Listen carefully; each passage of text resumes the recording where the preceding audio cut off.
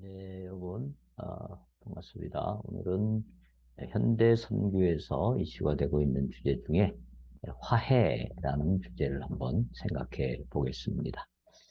이 화해라고 하는 것, 국어 사전을 찾아보면 화해라는 말을 이렇게 정의하고 있습니다.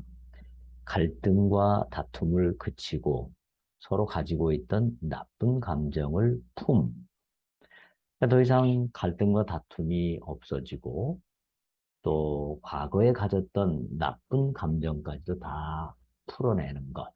더 이상 나쁜 감정이 없는 것. 이게 이제 화해죠. 또 비슷한 말로 화목이라는 말이 있죠. 이거는 사전적 의미를 찾아보면 서로 뜻이 맞고 정다움 이런 의미를 가지고 있습니다. 서로 뜻이 맞고 정답다.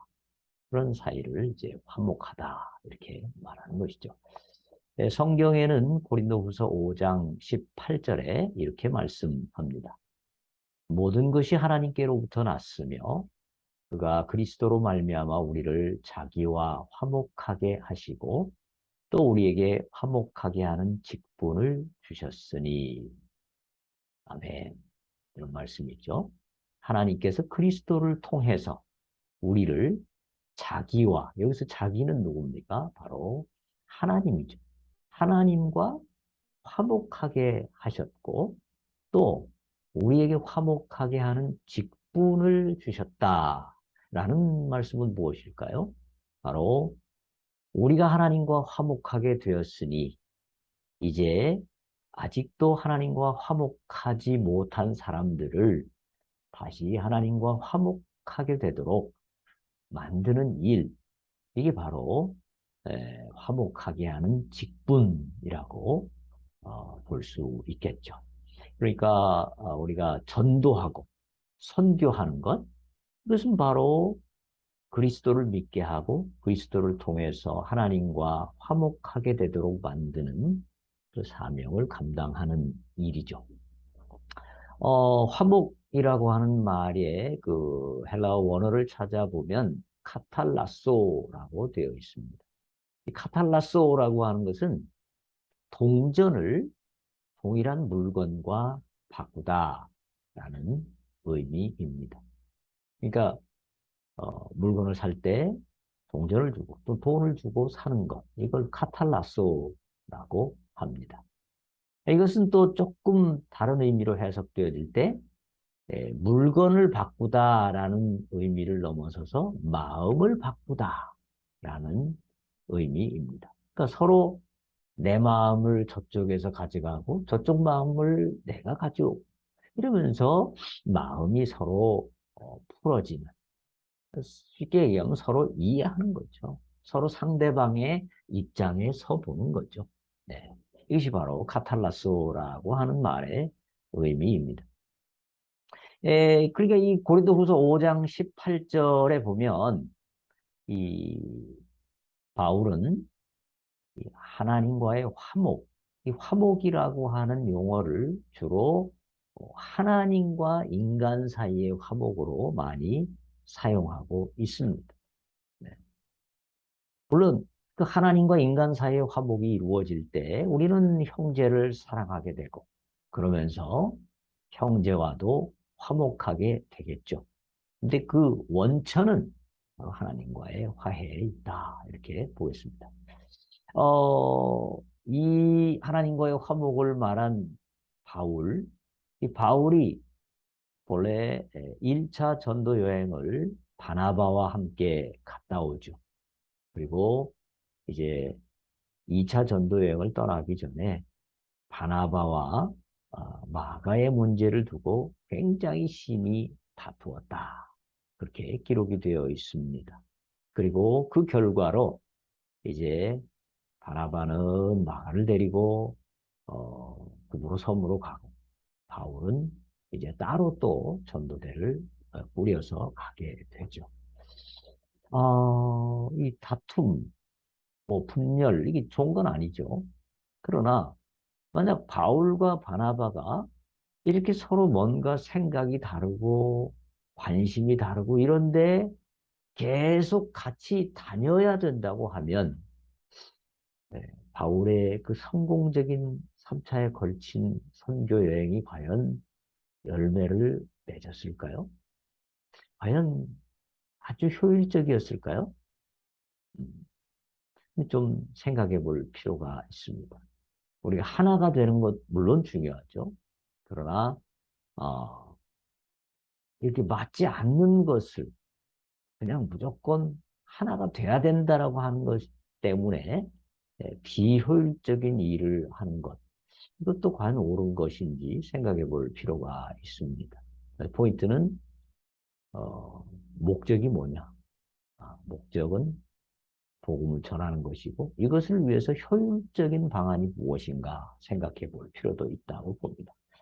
자, 어쨌든지 이 화해 또는 화목에 대해서 전통적인 관점은 주로 어, 하나님과 인간의 화해 여기에 좀 우선성을 두었던 반면에 이 WCC 에큐메니칼 진영에서는 사람들과의 화해 또는 자연과의 화해 이쪽으로 많은 관심을 두고 있습니다. 서로 같은 화해라는 용어를 이야기해도 그 관심과 이해도가 조금 다른 것을 볼 수 있습니다. 이번 8월 말부터 9월 10일까지 WCC 11차 총회가 독일에서 열렸죠. 이때 주제가 그리스도의 사랑이 세상을 화해와 일치로 이끄신다라는 주제였습니다. 아, 그리스도의 사랑이 세상을 화해와 일치로 이끄신다. 그러니까 그리스도는 이 세상 모든 사람을 다 서로 하나 되게 하고 화해하게 하고 일치하게 하신다. 이렇게 생각하고요. 이런 주제를 가지고 결국 그 총회 기간 동안에 모든 민족과 신앙, 종교, 관습, 가치관을 넘어서 우리 이 온 세계가 하나 되어야 된다.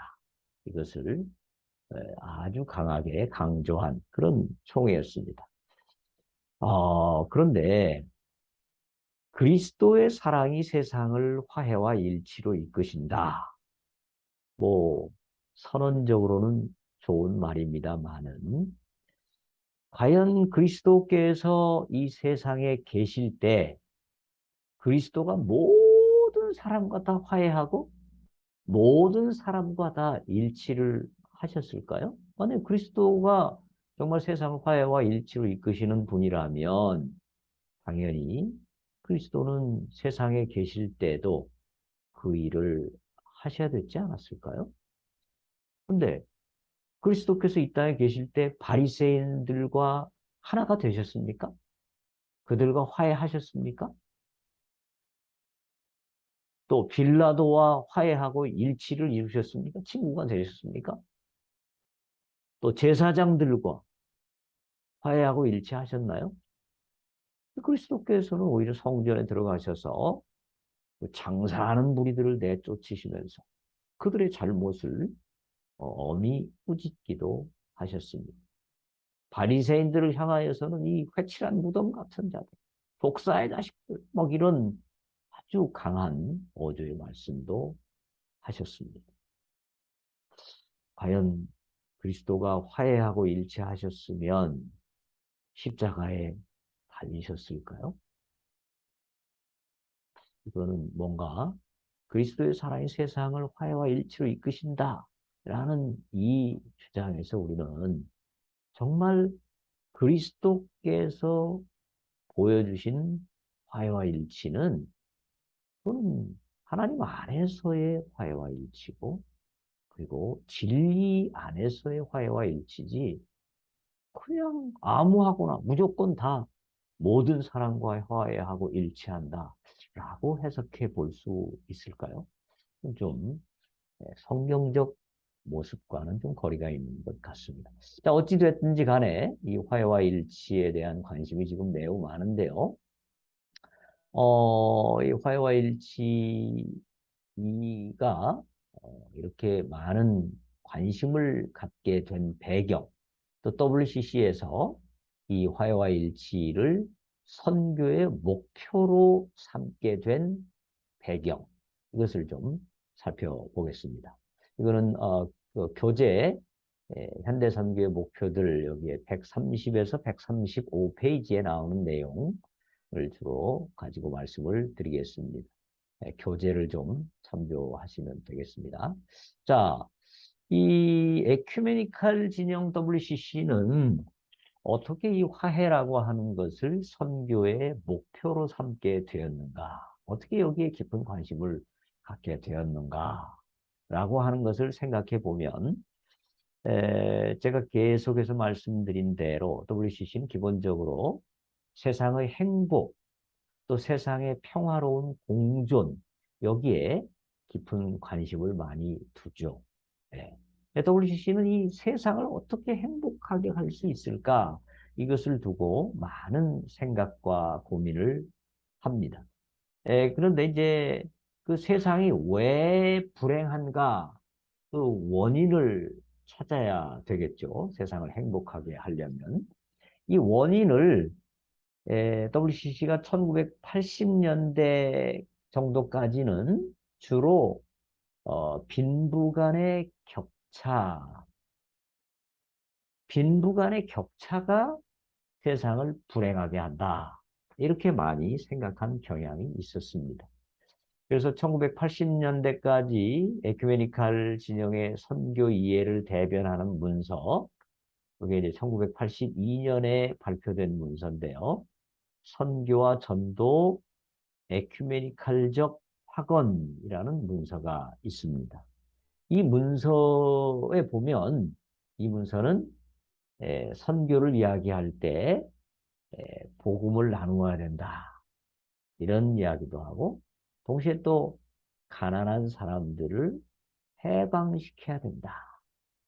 여기에 선교의 포커스를 많이 두고 있습니다. 그래서 WCC는 1980년대까지는 주로 이 해방, 그러니까 복음을 전하는 것도 역시 해방을 시키기 위한 것이라는 이런 그 정치적 해방에 많은 관심을 갖는 경향이 있었습니다. 그런데 이제 80년대 후반부에 들어서면서부터 이 WCC는 어떤 정치적 해방 또는 빈부 간의 격차를 줄이기 위한 해방, 투쟁 이런 것도 관심이 있었지만 이 화해라고 하는 주제에 많은 관심을 갖게 됩니다. 이 80년대 후반부터 러시아가 굉장히 약화되고 결국 1991년에 러시아가 무너지죠. 붕괴되죠. 그러면서 이 막시즘이 많이 힘을 잃게 되죠. 그러면서 공산주의가 답이라고 생각했던 사람들도 이 공산주의가 문제가 많이 있고 현실적으로 맞지 않는구나라는 생각을 하게 됩니다. 그러면서 WCC는 이제 어떤 1980년대까지 가져왔던 빈부 간의 격차 해결을 통한 세상의 행복, 요것도 뭐 완전히 없앤 건 아니지만 그거 외에 화해라고 하는 문제에 깊은 관심을 갖게 됩니다. 그래서 1998년 하라레 총회가 폭력 극복의 10년 그리고 부제로 화해와 평화를 추구하는 교회 2001년에서 2010년이라고 하는 어떤 결정을 선포하게 됩니다. 그래서 폭력을 극복하고 교회는 이제 화해와 평화를 추구해야 된다. 이것을 결정하게 되면서 WCC에서 이 화해에 대해서 굉장히 많은 관심을 갖게 됩니다. 그래서 또 선언과 연관해서 에, 화해의 사역인 선교라는 그러니까 선교를 화해를 이루는 사역으로 보게 됩니다. 즉 선교의 목표를 복음화이기보다는 주로 화해, 모든 사람들이 화해하도록 만드는 것이 선교의 중요한 목표다. 이런 관점을 가지게 됩니다. 이게 이제 2005년 5월 아테네 세계 선교 대회에서 이 화해의 사역인 선교라는 문서를 공식 문서로 채택하게 됩니다. 오늘 저의 강의는 이 화해사역인 선교라는 이 문서를 주로 집중적으로 분석하면서 이제 살펴볼 것입니다.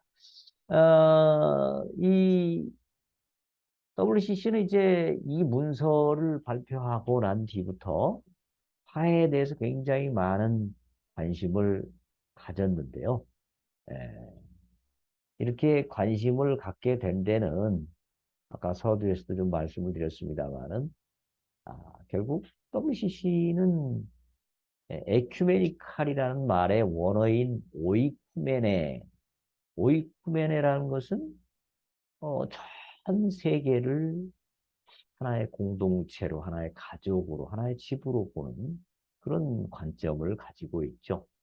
이 하나의 가족이라면 당연히 그 가족은 분열이 아니라 화합을 해야 되고, 싸움이 아니라 평화를 지켜야 되고, 착취와 억압이 아니라 상생을 추구할 때 참으로 행복해질 수 있다. 이런 생각을 가지고 있죠. 그래서 지금 이 세계를 보면 뭐 문화에 따라서 종교에 따라서 빈부에 따라서 남녀에 따라서 상당히 심각한 갈등과 충돌을 경험하고 있지 않습니까? 우리 대한민국만 해도 뭐 약간 저쪽의 사람들과 또 이쪽의 사람들 상당히 다른 관점을 가지고 갈등하고 있는 면이 있고요. 특히 이제 북한에 대해서 굉장히 입장이 다르다 보니까 거기에서도 상당한 또 갈등이 있죠. 그래서 WCC는 어떻게 하든지 이 갈등을 없애야 된다. 서로 화해하고 화목하고 모두가 다 하나가 돼야 된다. 뭐 상당히 좋은 이야기죠. 중요한 얘기죠. 이제 이런 관점에서 보면 종교도 화해와 일치에 도움이 될 때도 있지만 상당히 장애물이 되는 경우도 없지 않아 있습니다. 이 화해사역인 선교라는 문서 6항에 보면 이런 이야기를 합니다. 우리는 정체를 알 수 없는 종교의 보급, 폭력의 정당화, 종교 전파의 호전적인 방법 등 여러 내외적 요인에 의해서 유래된 서로 다른 종교 사이의 긴장이 점점 고조되고 있음도 경험한다. 이러한 경향은 우리로 하여금 선교의 화해적 영성을 추구해야 할 긴박한 필요성을 더욱 인식하게 만든다. 이렇게 생각합니다. 그래서 이제 WCC는 그 종교가 긴장을 만든다. 근데 선교의 중요한 목표는 화해와 일치이기 때문에 복음 전도에 대해서도 상당히 부정적인 인식을 갖는 경향이 있습니다. 그래서 WCC는 이렇게 말합니다. 복음을 일방적으로 선포해서 자기의 세력을 확장하고자 하는 선교보다는 대화와 현존, 그리고 공존 등의 선교 방식을 선호하면서 선교를 화해의 관점에서 바라보아야 한다. 이렇게 강조를 합니다. 당연히 우리는 선교할 때 대화하고 어떻게 하든지 평화로운 방법으로 서로 공존하면서 전해야 되겠죠. 그러나 대화나 공존이 선교의 목적이 될 수는 없을 것입니다. 그거는 선교의 방법과 자세가 되겠죠. 만약에 대화, 현존, 공존이 선교의 목적이 되고 복음 전도보다 더 중요한 것이 된다고 하면 아마 교회는 선교하면서 복음을 전하기 어려울 겁니다. 왜냐하면 서로 공존해야 되는데 거기서 복음을 전하기가 쉽지 않죠. 복음이라고 하는 것의 핵심이 무엇입니까? 바로 예수님이 구세주이시다. 이거 아닙니까? 근데 그걸 만약에 공존과 대화를 너무 강조하다 보면, 그걸 목표 차원에 두다 보면 아마도 복음을 전하기가 쉽지 않을 것입니다. 예.